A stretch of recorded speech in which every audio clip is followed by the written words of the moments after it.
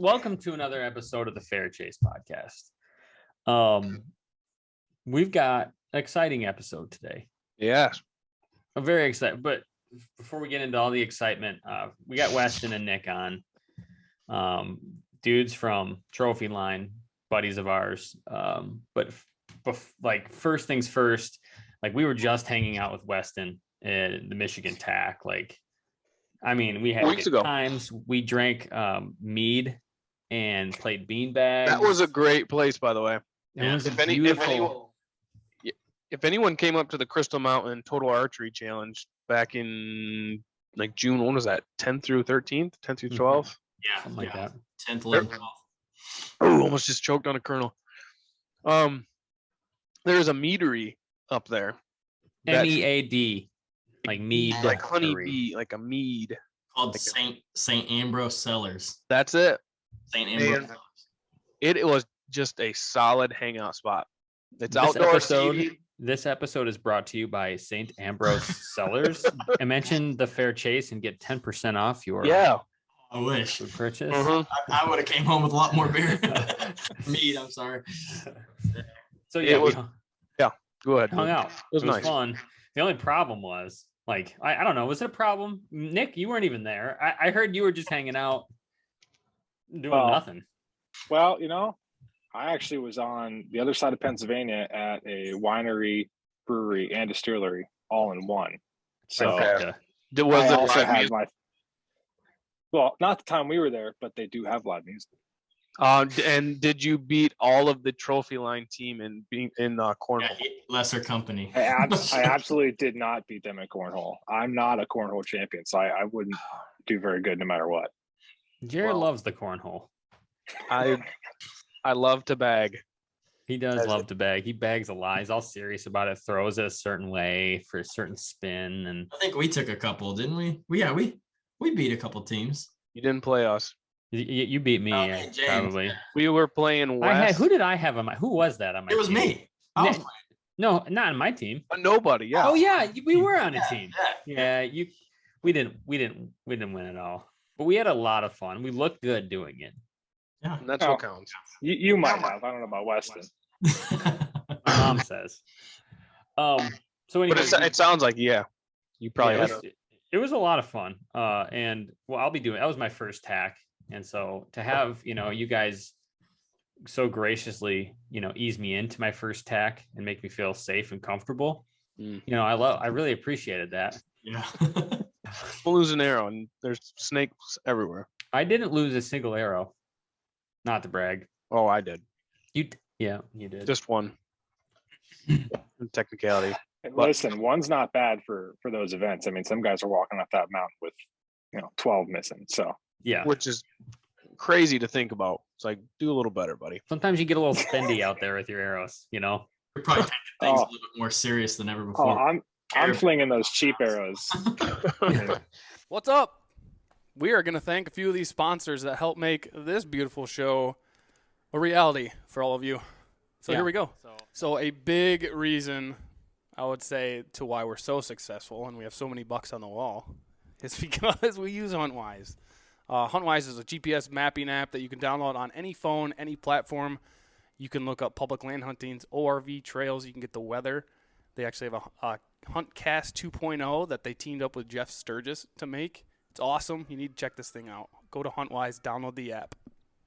I feel like if you go into the woods without optics, it's like going into the woods without pants on. Would you agree with that? To a point. To a point. We are huge fans of running binoculars, spotting scopes, and different things when we hunt, even whitetail. I bring binoculars out every time I go. We choose Vortex Optics because they make the best glass in the business. They have an amazing warranty, super clear glass, super helpful people that work there. Also, if you want to rep some sweet Vortex swag like this warm shirt on a nice fall day, head over to Vortex Wear. Thank you. And use the promo code TFC20 for 20% off your purchase.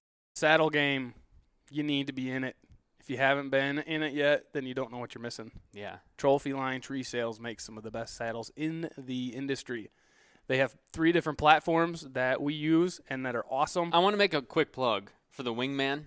with a couple steps. You can take one less stick, and it's like a combination of a stick and a platform. I've been exclusively hunting out of it this year, and my mobile setup is so sweet. I'm very proud of it. Awesome. I highly recommend the Awesome. Wingman If system. you're ready to pull the trigger on that and you want to get with James and do the Wingman, head over to the website and you can save yourself 10% on the purchase. TFC 10 will get you that. I like to think I single-handedly got James to switch to compound again, but I'd probably be a liar and everyone would call me out on that. We shoot prime bows. We think they're awesome. Great accuracy, super shootable. Made here in Michigan. Made in Michigan, so we love that. It's hard to complain. That's where Jared was made. So we Surprisingly, like that. Yeah. you're welcome. So go check out these prime bows. We are of a firm belief that the arrow is the lifeblood of the archery industry. We've said it 1,000 times. But in all seriousness, we are huge fans of arrows that are durable, that fly well, and that kind of make up for some of my inaccuracies in the way that I shoot. So we shoot Vector custom arrows. The hammer. The hammer. That's Thor. That's Thor. They are made in Wisconsin by our buddy Isaac. Great arrows. And if you want to go and get yourself some, have a little bit of a discount, use TFC 10 for 10% off. Or call Isaac up and tell him we sent you. Mm-hmm. You want his phone number? Comment below. Yep, comment below. We went out with some guys that we had kind of met at a shoot. But it was like, I don't know. Sometimes it's like, do they expect us to be like amazing shots because we have a podcast? Because I hope not. They outshot us, both of them. I did not. I've been having my own demons, my own, target panic demons, and they were like in full effect for that event. And I hope they didn't expect greatness because they did not get it. They did not get it. Straight up mediocrity. You gotta think every time you're on a podcast, they're out slinging arrows. So Exactly. They're spending this time. Yeah. So anyways, we did that. Got to hang around the Trophyline booth and actually try some pretty cool stuff. Pretty cool. Nick. Pretty cool stuff, Nick. Yeah, thanks for showing them to us, Nick. At TAC in Michigan. Why my were you? my representative West. Yeah, you had your consigliaries there. Why? Yes. Where? What were you up to? Why were you not there? Well, I was actually on a much needed vacation with my wife without the kids, so it was pretty nice. You got to do that sometimes. Went to the wineries, distilleries, all that. Checked out some waterfalls in the Northeast PA. So it was a good time. So I'm glad you guys had fun, but it was well needed for me and my wife. Good. Were you by the water gap, the Delaware? What is it? Yeah. Delaware? Yep. Okay. Yeah, we went to the Bushkill Falls there. Beautiful spot. Yep, I know exactly. I live in New Jersey. We drive through, and we'd always go past the Delaware Water Gap. And I remember one time we drove through, and there's this rabid beaver story that like it attacked this person who was with these Boy Scouts, and like bit this guy, and like wouldn't let go. And the guy's on shore, and they were in tubes on the river, obviously. And these Boy Scouts, being the Boy Scouts that they are, killed this beaver with like sticks and stuff that was attached to their leader. Lord of the Flies, man. Yeah, dude. And every time I think of it, I'm like, man, there was one time like this rabid beaver who attacked 2 people in one day and then got his and ended it. But imagine getting bit by a beaver. oh man, that would hurt. That sounds Just like- terrible. Oh, and they don't let go. No, they bite through wood, man. Yeah. I don't see why they would. Yeah, I mean, they're- the Boy Scout troops just whittling weapons while your legs getting chewed off. Give me a minute. I need to start a fire the right way. Maybe I wonder if they just put the stick close to the beaver just gnaw off a point, and then they just start jabbing them. Yeah, just Like a kind of like treat. distract them. Like a treat. Like, yeah, here, boy. I'm pretty sure they like the taste of wood. Holy cow. Big digression there. Mhm. What we wanted to spend this time doing is talking with you dudes about some pretty cool stuff that you're coming out with this year. We've talked about it to death. Next week, we're coming out with another episode about mobile hunting. We're doing some special side projects on this mobile hunting idea. And you guys have been a big part of that for us. We've worked with you for a while and used a lot of the gear that you made. But you're coming out truly with some of the most impressive things this year than you've ever done. And so we wanted to give you a moment to share something that we've gotten to try out and are very excited about at TAC. Sure. So go ahead. Like, I mean, like Nick, All right. you showed us your presentation ahead of time. So like, I did. So we are here to talk about the Venatic Saddle. It is our new USA made ultra lightweight saddle. And if you're familiar with Trophyline, familiar with our square pouches, this is the square pouch. The entire saddle fits within here with extra room. that's the size of a hand, and it's the pouches. Yeah, when he I talks mean, about square pouch, it's like hangs off your saddle in that's the back when you're like throwing your rope and stuff in there. Exactly.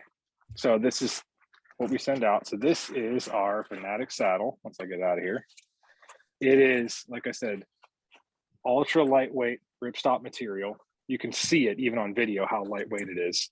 We have 3 rows of MOLLE, the typical up the top. We have a second row of rigid MOLLE, which might be hard to see on camera here. But it's made of this Hypalon material, which makes it stay open. And it's a lot easier to add gear to while you're in the tree. And then we have some gear down low here because we've had some customers reach out and say they'd like to put the load when they're climbing up the tree a bit lower on their body so it didn't pull on their hips when they're going up. So we added it a lot lower. One of my favorite features of this saddle is the waist belt itself. Yeah. So this material right here is a rubberized material that is meant to keep the saddle up on your body, but also keep your gear, your shirt in while you're climbing around. Because you guys are up there in Michigan, we're in Pennsylvania, Weston's over in Kentucky, Indiana, and it gets chilly in the winter. If that your shirt starts to skirt up on the back of you, that breeze comes up. It's not great, but this keeps everything in place. And the good part is we actually made a tube design. So this waist belt here, you can kind of see the buckle for mine is off to the right. You can adjust where this position is inside of that tube. So if you don't want the waist belt to be stacked on top of your belt buckle, or maybe you have a hernia or something like that, the buckle might actually be in the way, or just an old injury or something like that. We just wanted to make it so that people could make it even more comfortable by adjusting it. And for me, I have it right here. So there's a loop that we designed on the waist belt that's meant to hold the excess rope bridge when you're walking in. But I also use this while I'm hunting. I actually put my rangefinder in there, or maybe even a sidearm you could put right here, have an appendix while you're in the tree, if your state allows that while you're hunting. Another one of the awesome features too is the lineman's loops here that are meant to fold away as you're walking in. So like if it's the middle of the night, you're walking out, or if it's in the morning, you're walking in, we've all got sticks and limbs caught on our gear that just catch us and just drive you nuts. So the intention here is this is what's really going to be sticking out. So if it catches it, it just folds out of the way and comes off. Smart. This was an idea we actually got from Matthew Tompkins because, we're in the saddle world here. We're all buddies. We were talking to him. Hey, we've been thinking of a few of these ideas, and he was talking to us about some ideas. So we decided to team up on a saddle like this. So we took some of the things that he gave us, and this is one of them, and we love it. So we took it and ran with it. And then the last thing that I absolutely love about this saddle is when you're walking in, and with our saddles designed the way they are, with them being wider and taller than most other brands out there to get that extra comfort, it can cause some issues while you're walking in on the back of your legs. Maybe it wants to tug on you. So what we did was we took this little MOLLE loop here, we sewed it on the bottom row of the MOLLE, and you take this loop while you're walking in, and you hook it into that rigid MOLLE that I was just talking about. And basically what it does is it cuts the saddle down in half the size. So while you're walking in with loose leg straps, none of this wants to come off your body. So you couple this with the rubberized waistband, this thing just doesn't move. And then once you get to the tree, all you have to do is pull this tab out, boom, now you're ready to hunt. Yeah, we spent some time wearing it, and it's like, first of all, it feels like nothing. The weight of it is. Your first impressions when I hand it to you, and you're like, I think you actually held your pinky out, and I just hung it on your pinky. Yeah, you did. Yeah. I got a picture of that. I'll post a picture of that. Yeah. It's like I put it out of my pinky. It's like that. Now I didn't always wear my saddle out. Mm-hmm. First year saddle hunting, I would put it on like some sort of schlep out there, and eventually Jared's like, you gotta wear it out. You gotta try this.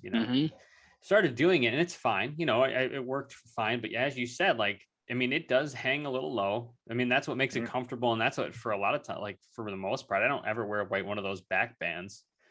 for like more sport, because it's so tall that haven't really felt like I needed it. But the ability, first of all, to scrunch it up in the back, I don't know. When I saw that, I was like, oh man, that is sick. It's awesome. And some of these guys out there like myself that have no backside whatsoever, it's terrible. It's terrible to keep some things up. So that's been great. I honestly have loved wearing this thing around, because it doesn't move. And like you said, it's almost alarming when you go to lean back sometimes and you're like, do I have this saddle on? Because you really just forget that it's there. And your reaction, just like you said, is almost like anyone else who's tried it. It's like, it doesn't even feel like I have it on. Mm-hmm. So we're really excited for everyone to get their hands on these things. Yeah, it's comfortable too. We sat in it. Obviously, that's the first thing you do. Throw it on, you swing around for a while. Watch Jared, like the whole time I'm watching him, like, are you done yet? Kept thinking like, No. Okay, you're done. All right, get out of there. My turn.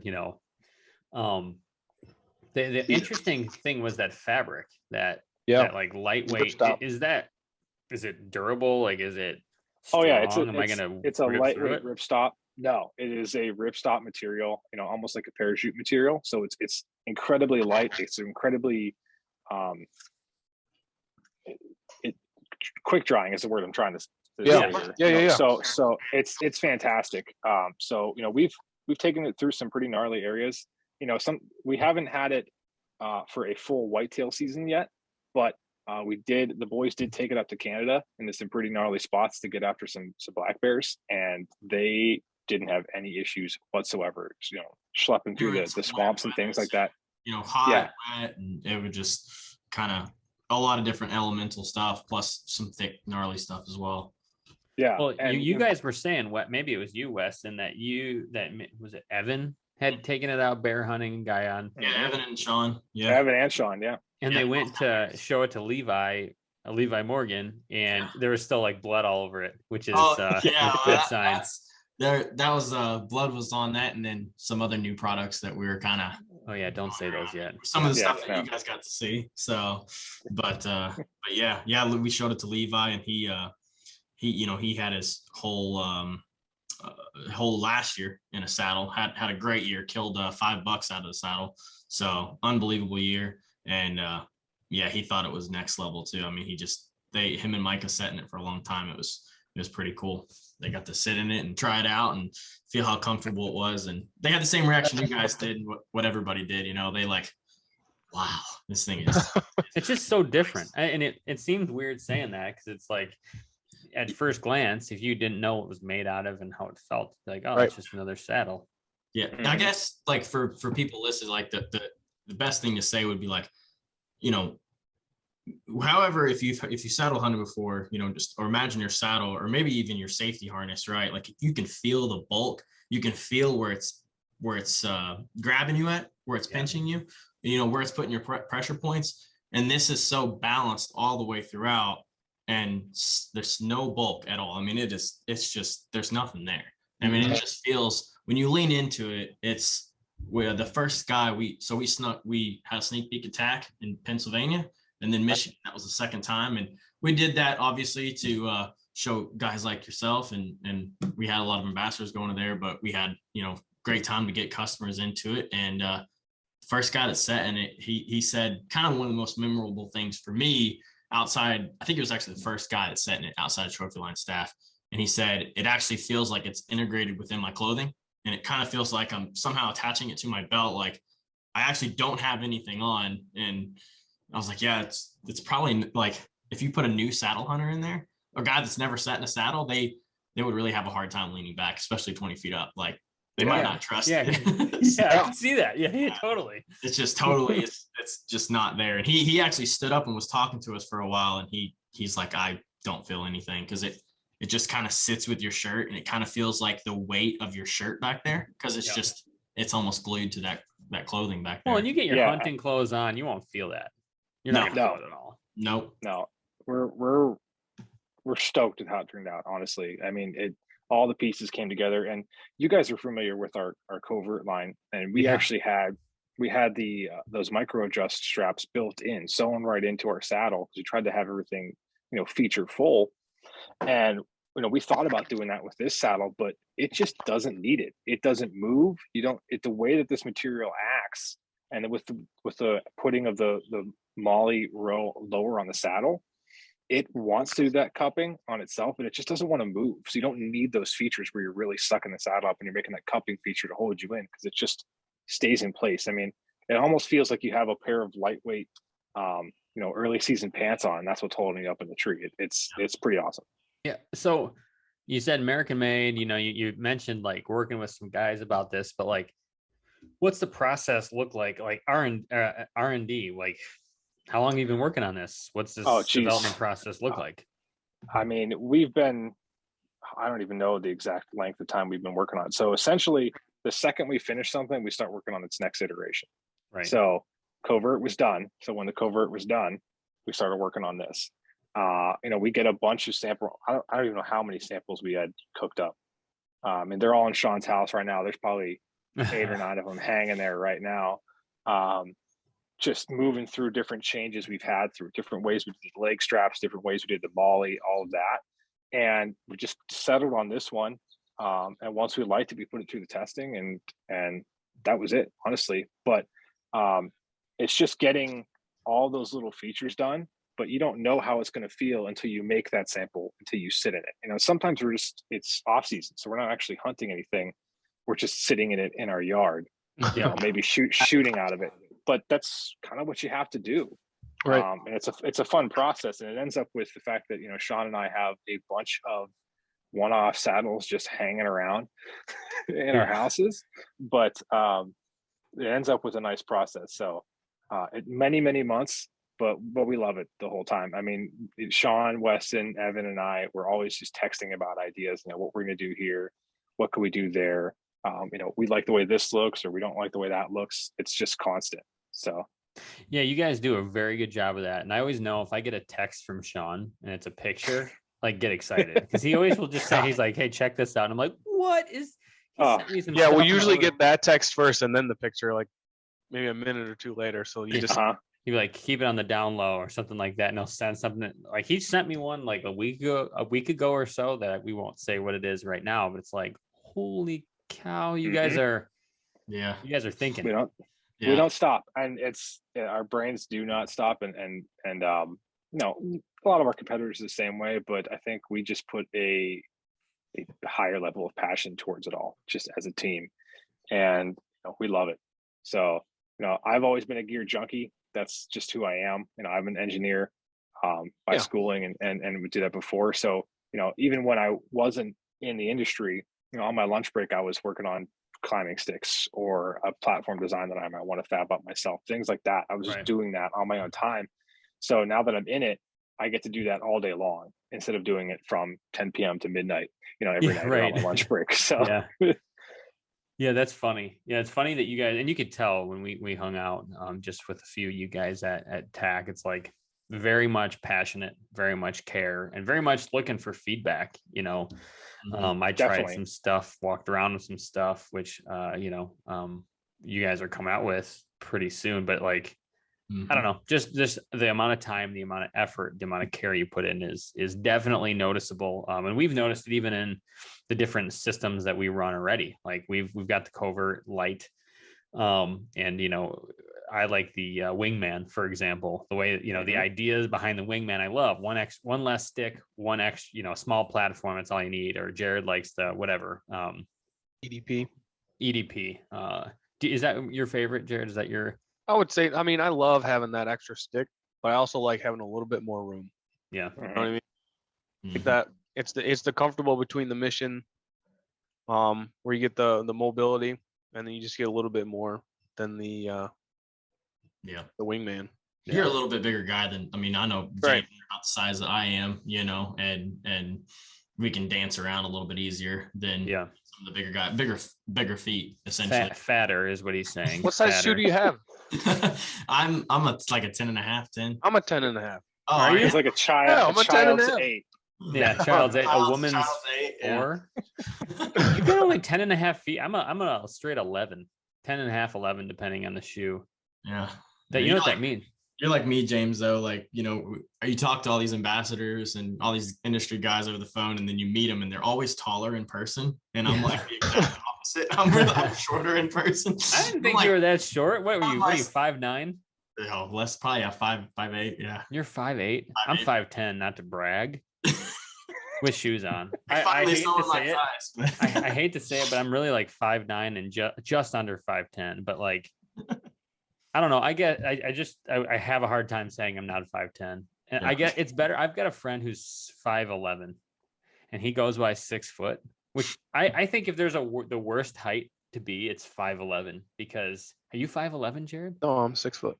Oh yeah, there you go. There it is, right there. Look at the smile. I measured with my Ariat boots on too. Man, that blows because you can never be just wear cowboy boots around. Yeah, with the cowboy boots. That's right. That's right. So, you guys are clearly committed to excellent gear, and lightweight gear. And it sounds like, is this the first of? Are there more things coming out this year? What's your plan look like? So, we have 11 new products. After this one. So, we already came out with the sling pack this year, and, we have the Venatic. We showed off a couple other products at TAC that are going to be coming out in August. Can you say any of those yet? Can we reference them at all? They're out there. We showed a bino harness and a frame pack. The frame pack's going to be geared towards more whitetail and mule deer style. Yeah. Of carrying things out, because you brought up customer feedback, and that kind of came from that. We had people reaching out to us that liked our pack designs, they liked our Ks, our plateau, and they said a lot of our ambassadors actually, just like you guys, and that too, yeah, and wanting to pack meat out or actually self-filming, wanting something that too more, firm and rugged. So yep. So we basically just, for the frame pack there, we took the case design and we beefed it up. We added meat hauling features. We added the lightweight frame, made it adjustable like we did for the plateau for any person's body. And, when we showed it off at both PA and Michigan TAC, we got a really good response to it. We're really, really happy about that. And, like I said, we have the bino harness, we have the rangefinder, those things we showed off because, they're pretty much at their final state, and we're going to be having them for sale here in late August is the plan, and trying to keep them at reasonable rates, because that's another thing we get with customer feedback is things are expensive right now. People are paying over $5 a gallon.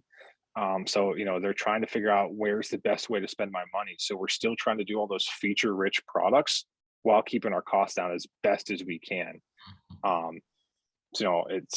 It's tough, but we're doing what we can, trying to keep some of our shipping stuff down, so we don't have as many decorated boxes and things like that, because that cuts down our overhead, so we can have the price be cheap. Yeah, smart.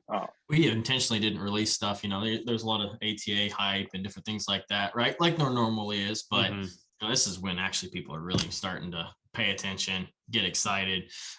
Like everything's serious. Turkey season's done with. For the most part, like fishing might even be getting a little bit slow, just really muggy, hot days, and you're like starting to think about whitetail, starting to think about food, whatever. Yeah. So.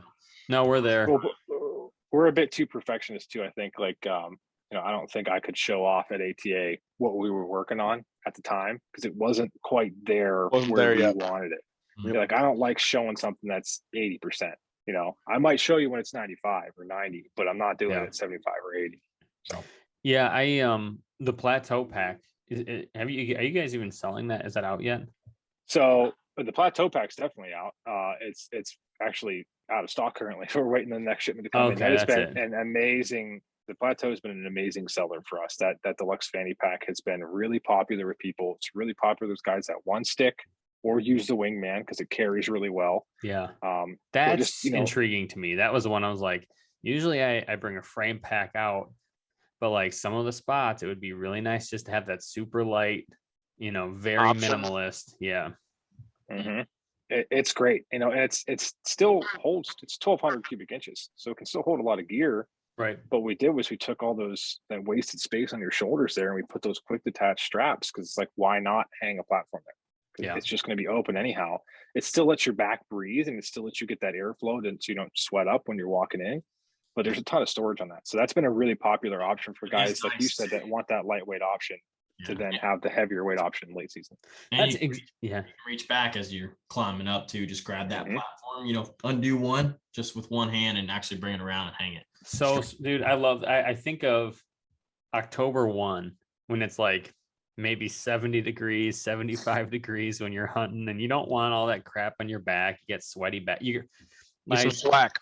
You get swack. Every year it's like the same thing. You hope for like that really early cold front, and it's never that way. And it's always sweaty and sticky, and you're happy, but like you're also sweaty, and you got all this crap. It's like, why do I have a frame pack right now?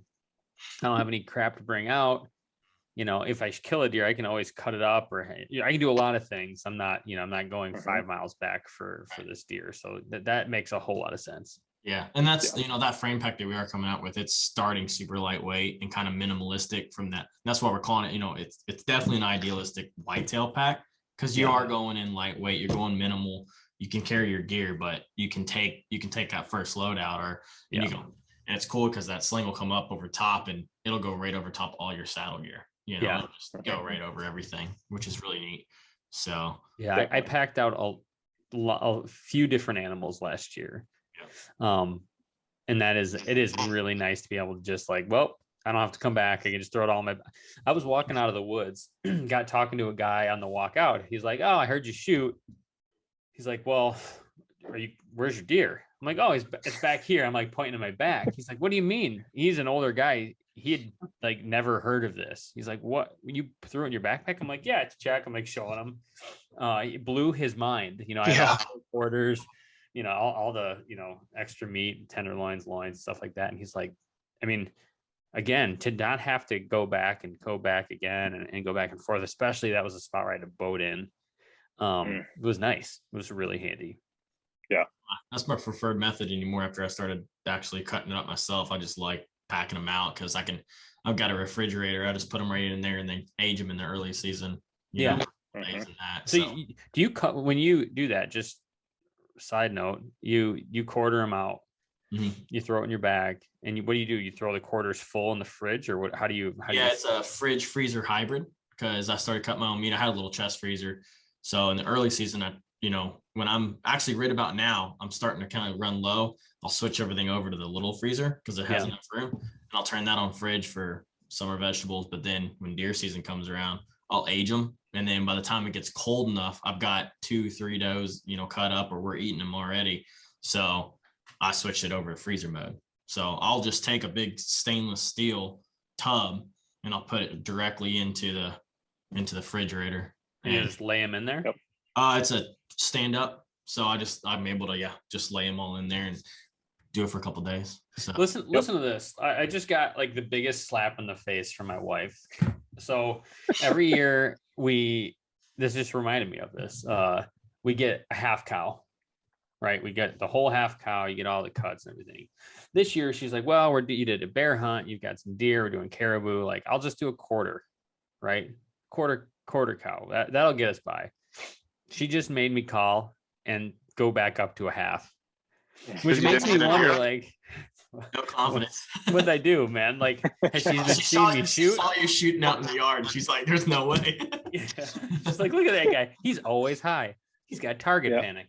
Better get that half cow. Otherwise, we're going to not make it through the winter, Yep. Yeah. The low blow. Yeah. Fridge aging is definitely my preferred method as well. I'll quarter them out and I stick that whole quarter in, shoulders, hind quarters, whatever, and I'll leave it in there for a week. Typically, do you hang it in there, or do you just lay it in? So if I have the space, if there's not, kids juice cups or whatever in there, then I will put them in there. That's why I got the basement fridge just for the deer season, but occasionally, it gets full of whatever the kids' goodies want in there. So if I have the space, I'll stand them up. I'll actually take one of those adjustable shower rods, like you can twist the tension, and I'll put those through the hind quarters, like you would cut to hang them from. Yep, exactly. And the shoulders, I'll just girth hitch something around the one end and hang them. So that's if I have the space. I always bank on it being cold enough. Like I'll hang it up in my fridge or for my garage, and sometimes it's just not cold enough. It hasn't been though. Like literally, it really hasn't been. It's like I remember, like Yeah, hell, in the rut, it was getting up way past 55 degrees. You know, it was getting. Is this what global warming is doing to us? I think Are we so. being global warmed? Maybe I Tell you, get. I have a theory. Everything's moving 1 month. It's just shifting a month. Yeah. The whole darn things. We just got to switch our calendar. You know, right now that's it's what I mean. May. Yeah. Let's do that. And I'm cool with it. Then we're fine. It's not global warming. And get rid of daylight savings. Thank you, Jared. Thank you. Jared for president. Only keep daylight savings if it means I can get a hunt in before work. Yeah. Jeez. What's that?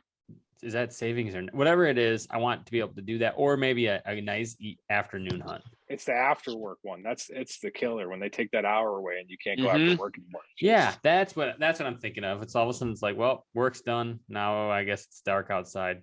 I guess I'll go to bed. Yeah, but it's light out till 10:30 during the summer. Yeah. That's not right. That's Michigan for you though. We will stay late. Like there's light in the sky till 10:30 at night. Yeah. I didn't notice that when I was up there. It was like I love it. I love that. Yeah. And I'm 8 hours south of where Crystal Mountain was. Yep. Southern Indiana, but it was definitely different for me. Yeah, I'm headed to Alaska. And they say like, hey man, there's like not really any dark when you're there. And I'm like, I'm already used to that, man. That is summer in Michigan. Like as a kid, I remember going to bed like Michigan's birds pretty much outside. Alaska. Yeah. I mean, we've got moose, we've got bears. Yeah. We got some wolves. We've got long nights. Something like that. Yeah, sure. We got a lot of bugs. Second to last frontier. Yeah. You do have a lot of bugs. Yes, we do. Yeah. I'm a bug guy. Crystal Mountain was my second time in Michigan. That first time was in the UP, and oh my God, the bugs. It was dude, unrelenting. Canadian Army. Yeah, that was something else. It'll change a man. Yeah, it will. They like the bug spray. They lick it off. Gonna have a bad time. So I gotta ask. I mean, this podcast will go out July 1. The release of this new saddle. Will it be immediately like will we be able to go out and buy it on the website or like right now? Can we go and buy it as in today, July 1st? Yeah. July 1st. So if a product is on our website for sale, we have it and we're ready to ship it to you. We have always had that mentality where if we're not going to take your money until we have something to send you, and that's not going to change. So on July 1st, when you add this to your cart and hit checkout, that saddle's on the way to you.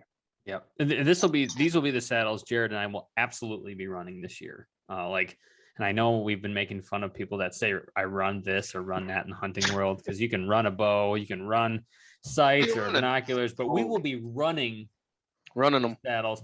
I think I really want to, I think that the Plateau pack might be like, it speaks to me. The Plateau pack with that, man, that's a sweet combo. Especially if you like the wingman. If you like the wingman, that Plateau pack carries it so well. I'll send you a few pictures when we're down here so you can see how I've been loading it up. Oh yeah, for sure. How you've been running it?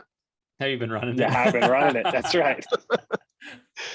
Yes. No, we'll all be in the Venatic saddle. We're all pretty excited about it, and Evan Sean got to really test it out in Canada. But I mean, I know just from how comfortable it is, I'm super excited to run it. And oh yeah, what's great about being us is like we're just as excited. Like when you guys do these kind of things that like we are giddy, we're texting about it. Because it impacts us so much in what we do. You know what I'm saying? Like it's fun. It's like there's a lot of gear that like will have upgrades and it's cool and everything. And like usually it's like a little better. But man, something like this, it's like game changer. Yeah. I mean, it is a significant upgrade from like where you're going. I mean, it's not the value it's gonna be at $299.99.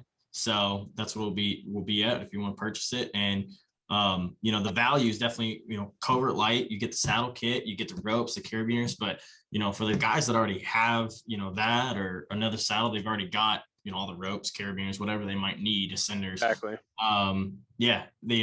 This is it's kind of like bumping up your base layers or bumping up your when you're talking about hunting clothing, like going with that lightweight, nice material you can run, for 7 days on the mountain, pack away real tight. Like it's the upgrade. And I will say, like, it's got that ultralight mentality, but it doesn't have like a minimalistic mentality. Exactly. It's like it has got a ton of features that make it, you know, super useful, from that little hook to just, you know, moving the belt around, that rubberized waistband.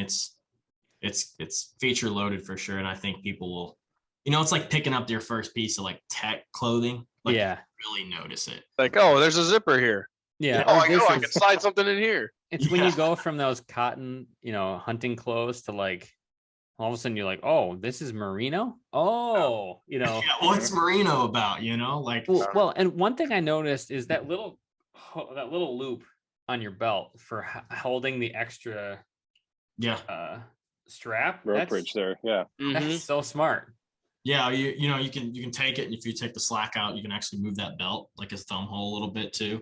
Smart. Yeah. Yeah, you know, if you take the slack out of the belt, because that rubber grip will kind of grip it, but you can move it around. So it's it's just well thought out, and it's gonna be awesome. I mean, you know, you know how it is when you first get into saddles, is like, you know, if you sit in it, that's what makes the difference. Like, you can tell you right then and there, but I think this will actually speak for itself when people just, you know, see the weight on it and see everything else, like see all these features. And, you know, we've got a ton of guys with their butts in it already, like you guys have, that will be, you know, showing it off. So it'll be pretty cool. Jared farted in it. Did you know that? Yeah.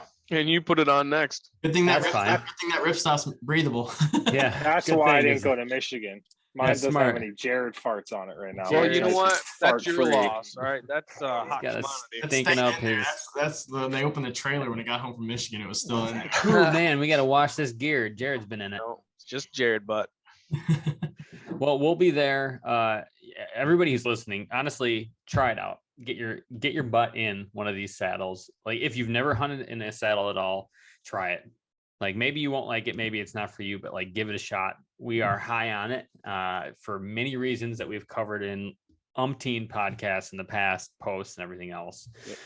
This one in particular, like I said, we're very excited for it. There's nothing else like it out there, and go check it out. Weston, Nick, thanks for taking the time. Guys. Thank you for showing us. And everybody, like I said, Trophyline, go follow them anywhere, wherever you are. Check out the things they're putting out. You're gonna really, really like what you see.